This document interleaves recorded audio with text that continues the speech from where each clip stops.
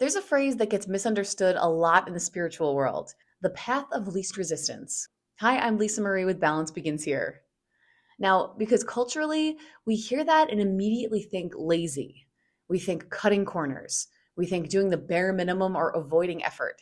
And honestly, that reaction makes total sense because most of us were raised in a world where many people think struggle and sacrifice are expected if you want to be successful.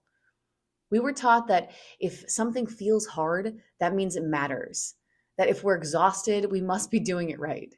That success is something you earn through proving your worth over and over again. So when you hear the path of least resistance, it can feel wrong, like you're cheating, like you're not trying hard enough. But what if we started thinking about that differently? The path of least resistance isn't about doing less, it's about forcing less.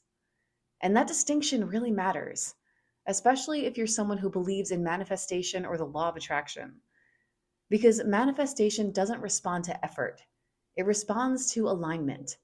And alignment feels lighter, it feels calmer, it feels more natural. The problem is, most of us don't trust things that feel easy because we've been taught that ease means we didn't earn it. We've been taught that we're here on this earth to prove ourselves, to hustle for our worth, to justify our existence through productivity. But that belief alone creates resistance. When you're trying to prove something, you're operating from the assumption that you're not already enough.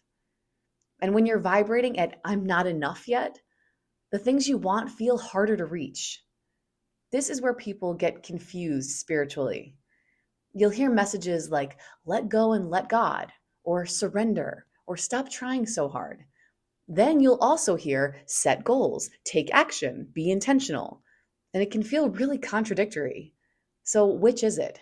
Do we let go or do we work toward what we want? And here's the answer that finally made it click for me.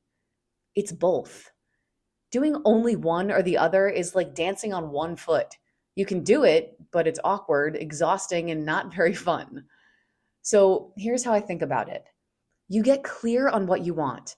You allow yourself to desire it without guilt. You imagine it, feel into it, align with the vision of you who already has it. And then you get out of the way. You stop micromanaging the how. You stop forcing action from panic or scarcity. Stop pushing when your body is telling you that something doesn't feel right. And here's the part people don't talk about enough. Aligned action doesn't feel strenuous. It doesn't mean you never do anything. It means the action feels obvious, natural, and timely. It feels like a nudge where taking action makes so much sense you can't not take action. You still show up, you still take steps, but you're responding instead of chasing. And this is where the path of least resistance becomes powerful, not passive. Because when you're aligned, the same action produces different results. You send one email instead of 10. You have one conversation instead of forcing 100. You follow one intuitive idea instead of burning yourself out trying to do everything. That's not laziness. That's efficiency at an energetic level. You're not here to prove anything. You're not here to earn your worth. You already exist. So worthiness is a given. You're here for expansion, for creativity, for joy, for the experience of becoming more. And fun is not a distraction from purpose. Fun is a signal you're aligned with it.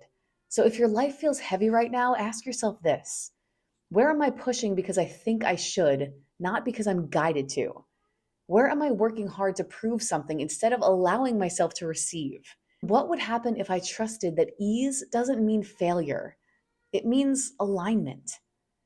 The path of least resistance isn't about giving up on your dreams. It's about finally letting them come to you without the struggle you were never meant to carry.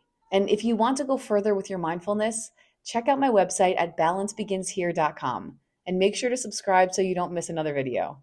Have a great day.